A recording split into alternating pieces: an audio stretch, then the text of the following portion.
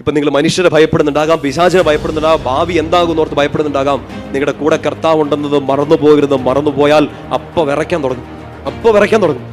ഈ ബോധമുള്ളവന് സഹനങ്ങളോ വേദനകളോ ഒന്നും ഇല്ലെന്നല്ല. സഹനങ്ങൾ ഉണ്ടാവും, വേദന ഉണ്ടാവും, കുലുക്കം ഉണ്ടാവും, പിടിച്ചു കുലുക്കും. പക്ഷെ നേരെ നിൽക്കും. ഉണ്ടാവുന്ന സഹനങ്ങൾ നിങ്ങൾ അങ്ങനെ ഒന്ന് കണ്ടുനോക്കിയേ. വെറുതെ എന്നെ വേദനിപ്പിക്കാൻ, എന്നെ ശപിച്ച് തള്ളിക്കളയുന്ന കർത്താവല്ല.